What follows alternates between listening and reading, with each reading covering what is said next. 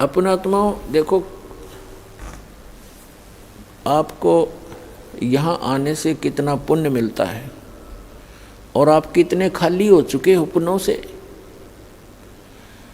आशीर्वाद दिया जाता है, आशीर्वाद आपको एक एक्स्ट्रा ऐड होती है उस गॉड की, उसके गुरु रूप में रिप्रेजेंटेटिव के माध्यम से, वो आपको एक्स्ट्रा राहत दी जाती है ताकि आप फिर अपने आप भक्ति साधना करके अपने पैरों पर खड़े हो, खुद साधना करो।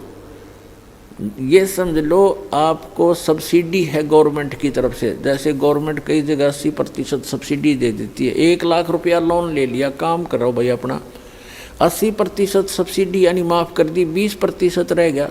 और जो नालायक उसने भी नहीं दे सकता तो वो करता नहीं व्यवसाय, वो बकवास कर रहा है।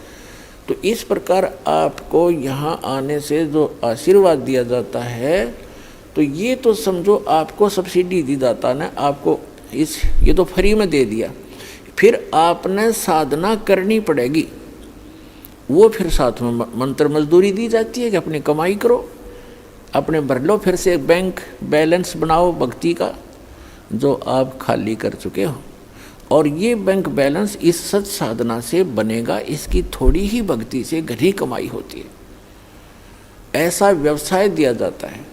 जैसे एक मजदूर सारा दिन में 150-200 रुपये प्राप्त करता है, सारा दिन कस्सी बजाता है, और एक ऐसा व्यवसाय कर रहा है जो प्रतिदिन 1 लाख रुपए का गल्ला इकट्ठा उठाता है। तो दोनों ही मनुष्य हैं, दोनों ही कर्म कर रहे हैं, लेकिन वो कितना लाभ उठा रहा है और उसके पास कितना है। तो ऐसी साधना है ये, जो आप प्रतिदिन 1 लाख का गल्ला उठाओगे, 1 लाख रुपये। ये तो एक एग्जाम्पल है। ये ऐसी साधना आपको दी जाएगी, पूरे विश्व के प्राणी भी इससे ऐसे ही लाभ प्राप्त कर सकते हैं, पूरे विश्व के।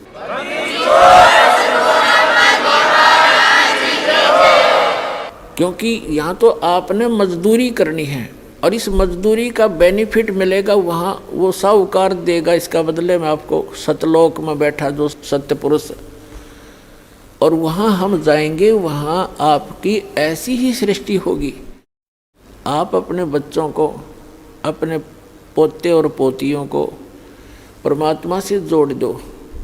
अब जैसे आपके लायक बेटा बेटी हैं और लायक आपके पोता पोती हैं, और आपको कितना अच्छा लग रहा है, यहाँ पर कितने प्यारे लगते हैं, कैसे इनके साथ घुल मिल कर रहते हो, बहुत अच्छी बात है।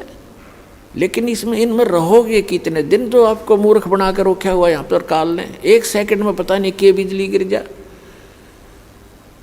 और इस सत्य ज्ञान के अभाव से हम इन्हीं में उलझ पुलझ कर यहीं पर फंस जाते, और फिर अपने अपने ये संस्कार पूरे किए। आज दादाजी मनमान अगले जन्म में नाइजीरिया में पैदा हो जा और पोता हो जा अमेरिका में, या फिर दूसरा ये है दादा की जगह गधा बन रहा और पोता बन जा कुत्ता। तो अगले जन्म में तो नहीं रही, ये 68 जन्म में बिखर लेंगे आपके। धीरे धीरे सभी चले जाते हो, कभी बेटा मर गया, कोई पोता मर गया, कभी पोती मर गई, माँ मर गई, किसी का बाप मर गया। तो यही बिजली गिरनी शुरू हो जाती है और हम कितने खुश हैं। तो परमात्मा ने बताया कि ये एज इट इज व्यवस्था आपकी ऊपर होगी। आपके घर खाली पड़े हैं, जहाँ आप रहा करते थे, आप वहाँ गलती करके यहाँ गिर गए हो। अब वो आपका समझ में नहीं आती, क्योंकि आप इस व्यवस्था में फाइनल हो चुके हो, इसको फाइनल मान चुके हो कि ऐसा ही होता है सबके साथ। नहीं, अब इससे आपका बुद्धि का सतर उत्तिष्ठ होगा, उठेगा, उभरेगा। इस ज्ञान से आपको यहाँ का ये नरक दिखाई देगा जिसको आप सुख मान बैठे थे।